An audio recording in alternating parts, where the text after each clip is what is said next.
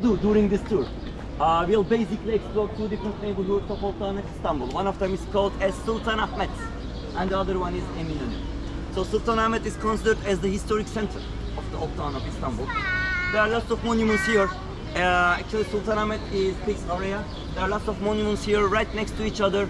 I'll explain all of them to you one by one. So we'll spend most of our time here in Sultanahmet area. And after finishing this area, we'll head for the famous Eminönü district. In the past, Eminönü was the port of Old Town. Nowadays, it's not the port anymore, but like a port area. It's really colorful, crowded, with lots of shops, restaurants, etc. Actually, the famous Spice Bazaar is also over there. But I don't know if you have information or not. I send you a message because of the Eid holiday. A Spice Bazaar, both Grand Bazaar and Spice Bazaar are closed today. But Spice Bazaar will be open by tomorrow. But Grand Bazaar will be open by Monday. Is Grand Bazaar closed today as well? Yes, What time exactly. is opening Grand Bazaar on Monday? 9 a.m. 9. But during this tour, I will change the route a little bit and I will show you the third important traditional bazaar to you, which is open. It's called Arasta Bazaar.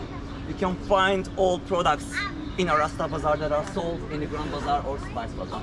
Okay? But if you are here for tomorrow or Monday, you can visit Spice Bazaar and Grand Bazaar as well. So, we'll end up the tour in Eminönü Square around 1 o'clock. So it will take 3 hours, more or less 3 hours, with one bathroom break in the middle. Is it okay? Yes. So, first of all, I would like to make a very, very short summary of history of Istanbul to you, because it makes easier for you to understand the old town. The old town of Istanbul is quite confusing. You know why? Because it was the leading city of Christianity for 400 years. Then it became the leading city of Islam for another 400 years. Actually, there are not many cities in the world that can make this claim. So, it's a little bit confusing. Let's start from the beginning. The first city was founded here, exactly here, in this area, by the Greek merchants in 660 BC. The name of the first city was Byzantium. It was a quite small city, but it was really rich because of its geographical position on the trade routes, but it was never really very famous in the history. The big fame of this city came much later. It came with Constantine the Great. Have you ever heard about this name? Of course. He was one of the greatest Roman emperors. When he became Roman emperor, he searched for a new capital on the central part of his empire. Because he didn't feel really safe in Rome. And Rome was on the western part of his empire. So he chose the small city of Byzantium as his new capital. He enlarged the city, built many buildings, palaces, etc. and named the city as Nova Roma, which means the new Rome. So this was the second name of this city. But it was a kind of artificial name. And local people didn't like that name. And local people called the city with its very popular old name, Constantinople, which means the city of Constantine. So it was 330 AD, the city became the capital of entire Roman Empire instead of Rome for only 65 years. Because most probably you know, in 395 AD, Roman Empire was divided into two, as the western part and eastern part. This time the city became the capital of Eastern Roman Empire. The other name of the Eastern Roman Empire is Byzantine Empire. So when I say Byzantine Empire, you should understand the extension of the Romans. In 15th century, this time Ottoman Turks came here. They conquered the city, so this city became the capital of Ottoman Empire. Turks didn't change the name in the beginning, they just pronounced it in Turkish. So Constantinople became Constantiniye, and it was used like that for a long time. Istanbul was just one of the unofficial names of the city during Ottoman period. To be honest, it was officially changed only in 1930. So the name Istanbul, traditionally it was old, but officially it's quite new. At the end of the First World War, Ottoman Empire collapsed, a new Turkish Republic was founded, and Ankara was declared as our new capital. So for the first time in the history, the city is not the capital anymore, but most probably you know it's the biggest city of Turkey. It's basically the center of everything for Turkey. Do you know the population of Istanbul? 20 million. Yes. Officially, it's not 20 million, officially 16 million, but forget about it, it's not correct. It's not correct. All research shows us that it's more than 20 million. Yes, you're right. And the city locates on two continents, Europe and Asia. This is the European part of the city. Just the European part of Istanbul is the most crowded city of Europe. I don't count the Asian side, so just imagine it. It's in European standards, it's really big and crowded. Okay, just to recap, before Turkish Republic, this city was the capital of three big empires: Roman, Byzantine, and Ottoman. And this tour will be all about those three empires. And let's start chronologically with Roman period, because this park is known as Roman Hippodrome. Let's move a little bit. Still, let's stay under the shade. Come here because you will have a better vision from here. Like that, let me stay in the middle. So this area, this park is known as Roman Hippodrome area. First of all, do you know what hippodrome is? Sorry? No, not for no. For horses. Today, the word hippodrome is used for stadiums for horse races, but in the past, it was for horse carriage races, chariot races. Maybe you remember those kinds of events from some historical movies like Ben-Hur. Ben-Hur is the most popular one. Very old movie. Do you remember that movie? Award-winning, Oscar-winning movie, but very old Hollywood movie. So, just for your imagination, I would like to show you the drawing of it. There was an hippodrome here, built by Constantine the Great in this park in 330 AD. Like that. It was a U-shaped marble structure with a capacity of 100,000 people. Please compare it to today's football or baseball stadium. You know, it was not the seating capacity, it was the standing capacity, to be honest, but still huge. We are talking about the 4th century AD. It was a U-shaped marble structure.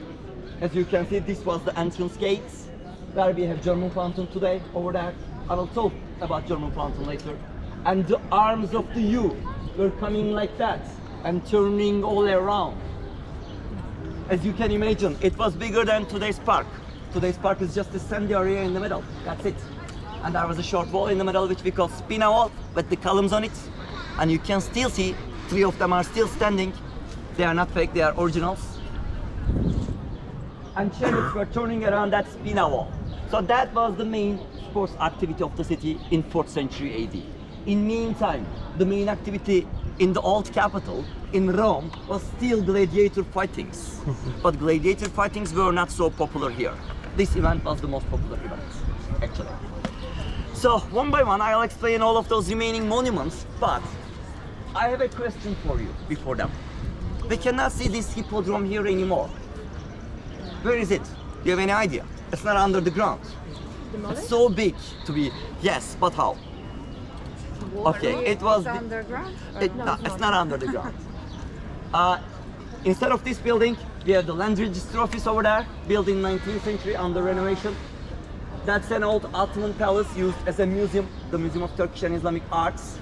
That's the headquarters of the Marmara University over there. My university, actually. And that's the behind the trees, we have the famous Blue Mosque built in 17th century. But this stadium is not here because it was destroyed by an earthquake. Later, Turks conquered the city. When they conquered the city, they found it like a ruin. And instead of rebuilding it, they decided to use the materials for construction of some other buildings. So they used some of the materials for Süleymaniye Mosque in 16th century, and they used the rest of the materials for Blue Mosque over there in 17th century. So it's basically recycled or upcycled. So all of those stones and the marbles of those two mosques are originally Roman materials, not Ottoman materials. So we cannot see this hippodrome here anymore. Okay, let's continue with the remaining monuments. The Egyptian obelisk is over there. It may seem new to you or fake to you, but it's not fake, it's original. It's 3,500 years old. And it's the oldest monument of Istanbul, actually. It seems so new just because of the material. The material is Aswan granite, and nothing happens to Aswan granite. Basically, it stays forever. Time to time they are cleaning the dust and dirt of it, and it looks brand new, as you can see. But it's from Egypt and from 15th century BC. So why is it here? In 4th century AD, Egypt was a part of Roman Empire. And they brought that column from Egypt to decorate their new capital. Because according to Constantine the Great, this was the new Rome, and new Rome should be greater than the old Rome. So he brought symbolically important materials from all over Roman Empire to decorate his new capital. So this was the symbol of Egyptian province of Roman Empire. It was so heavy, I mean for transportation, it was so heavy. Just to make it lighter, they cut one piece of it. Please look at the bottom. You'll realize that normal hieroglyphs are going on. They cut 1/3 of it, left it in the Egypt. This is the 2/3 of the original column. They put it on a wooden ship. By following the Mediterranean shore, very, very slowly, they managed to bring it here to Constantinople. But they couldn't put the column up because it was so heavy. It's over 200 tons. And Constantine the Great just gave up and left it on the shore. And for some years, it lied on the sands of Constantinople unpurposefully. But in 390 AD, another important emperor called Theodosius I wanted to try once more. So this time they made this marble base and 4 bronze feet, and they tried once more, and this time they managed to put the column up. And since then nobody touched it. So it's one of my favorite monuments in Istanbul because it's standing at the same location for approximately 1,600 years like that with a perfect balance. Just imagine an earthquake destroyed this hippodrome, but nothing happened to this one. So let's go and have a closer look. Which year was the earthquake? Which year was the earthquake? In 13th century. So the hippodrome was also called. So the Yes. hippodrome. And ruins were standing here till 17th century. But do you know when did they start? Yes, 1609. Well, how long did it take? 7 years. They're built like in 7 years. Wow. Do we know what is written there? Can you read it? Okay, please come closer. There are some other guides around, so I don't want to shout a lot. So I can, but I don't want. So please come closer. So, as you can see, please compare the materials first. The material, I mean, granite is from 15th century BC, but marble is from 4th century AD. But still, marble looks older. You can understand how that granite is a really tough material, actually. On the fourth side of the Roman marble base, there are some reliefs that gives us information about the Roman period. I would like to point out some details. Please look at the center. You'll see the Roman emperor sitting in his lodge. Behind him, you can see some soldiers guarding him. Down there, you can see some spectators. They are cheering up like that, like today's football fans, because they are watching a very exciting moment. Please come closer and look down below. You'll see that obelisk is lying on the ground horizontally. And mainly slaves are trying to put the column up with a kind of pulley system. I'm going out, so please go and have a closer look. That's the erection process of the column. Erection of the column. And it seems like it took one moment to put the column up, but it wasn't, of course. According to inscriptions, it took approximately 1 month to put the column up like that. It was a great effort. By the way, that is the original level of the hippodrome. Almost 4.5 meters lower than today's level. Ah, there's a hat over there. There's a hat over there. Okay. Yeah.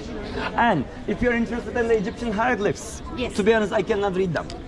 But according to books, they are giving us information about the life and the victories of the Egyptian pharaoh Thutmose III, because he was the pharaoh who erected this obelisk in front of Amun-Ra temple in Egypt.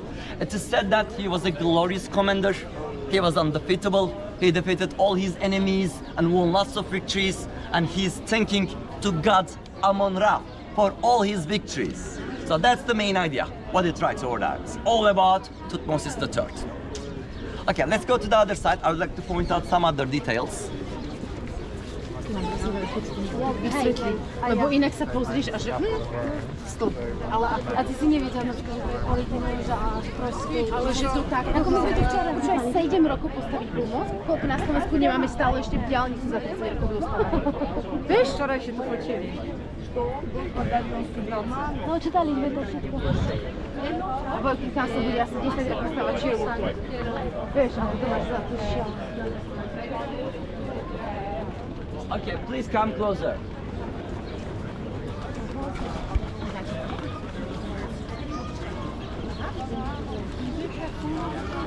Okay, you'll see the same scene here. Emperor, behind him, soldiers, high bureaucrats, spectators down there. But this time they are watching something else. They are watching the races.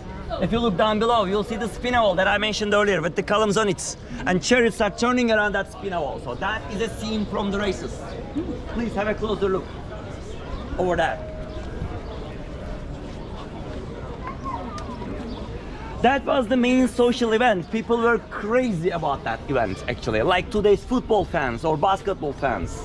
It was the most important socializing event of the city in 4th century AD. Okay, let's go and check the second one. You said that.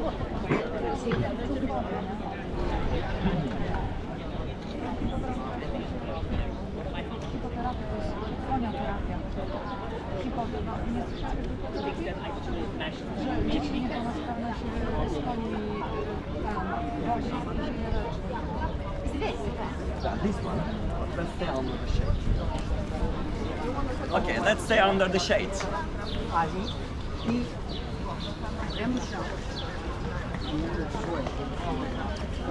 Yes.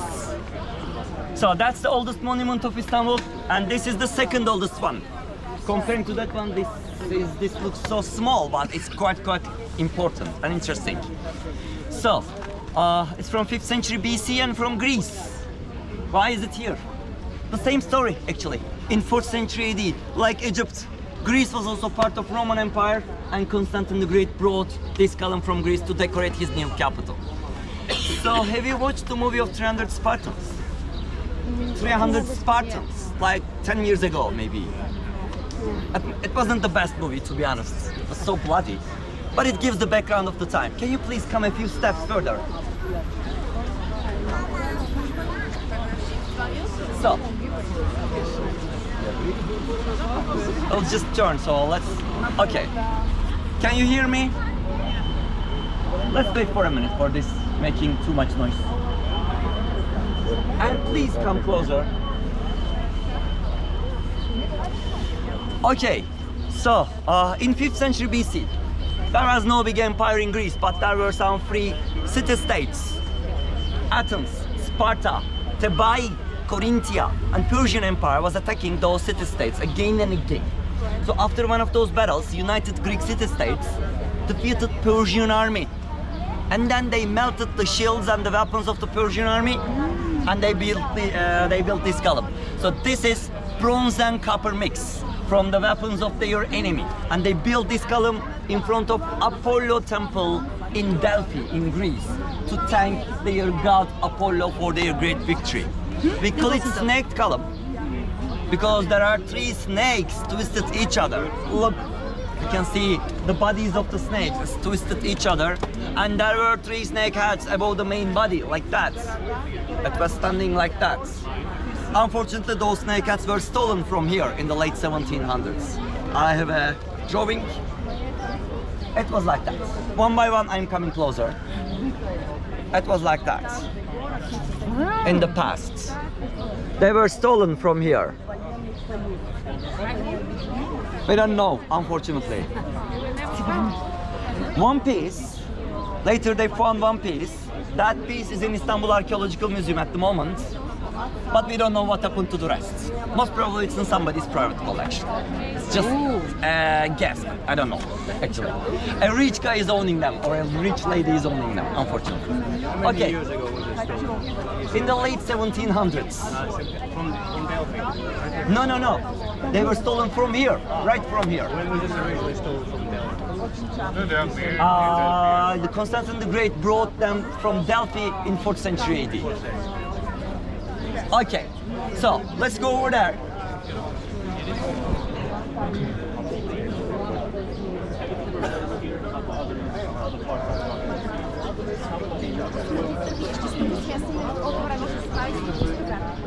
Ale aj Granko sa iba dneska začal.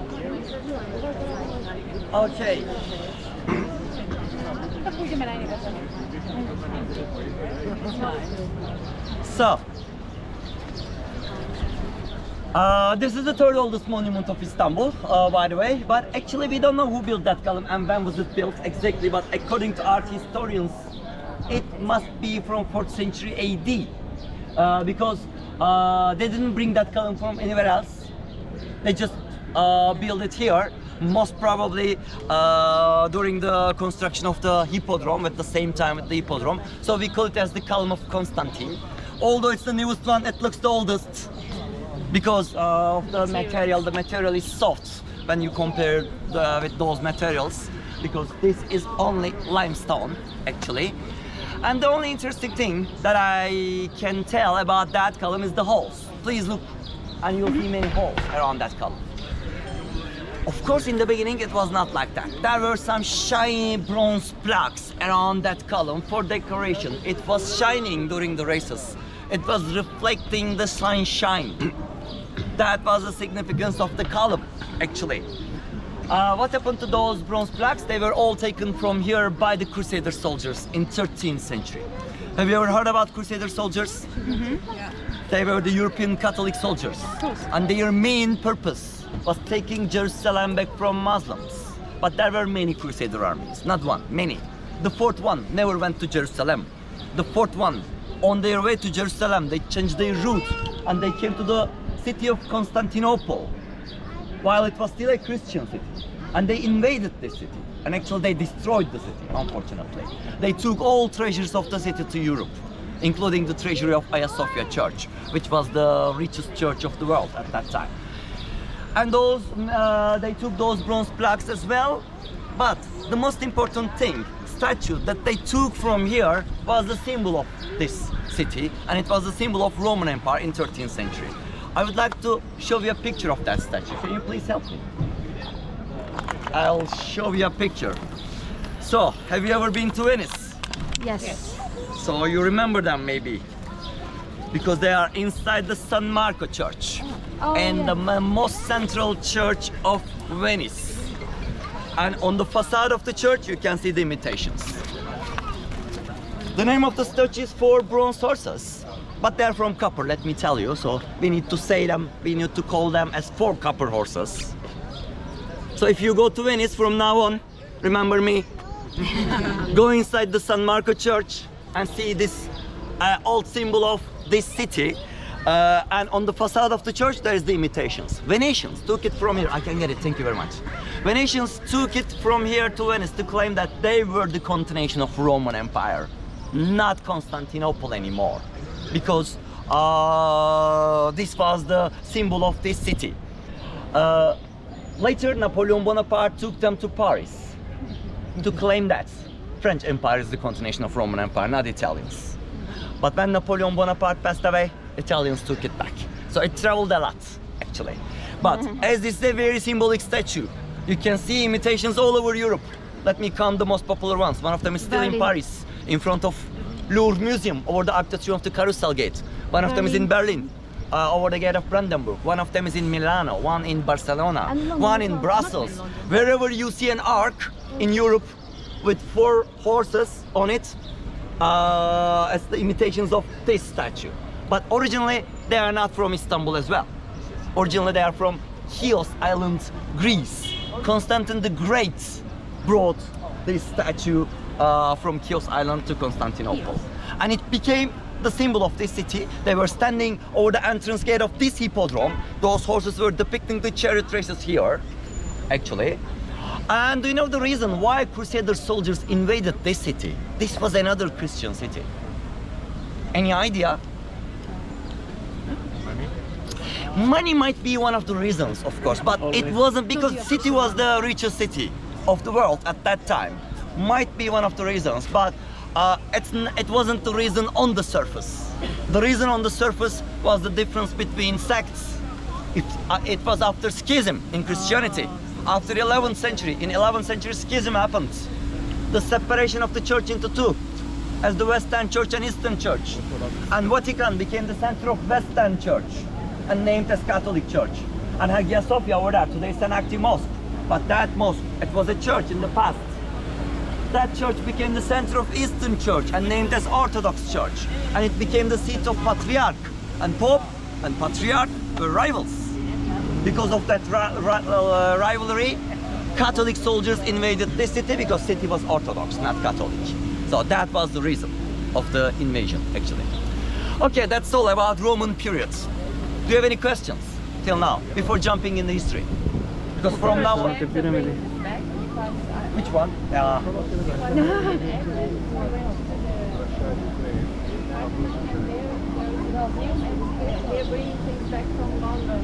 Same in Egypt, they're trying to bring things from London as There well. are two things. For example, first of all, Turkish government doesn't really have a great interest some of the monuments from Roman and Byzantine periods, which is not good, but it's like that.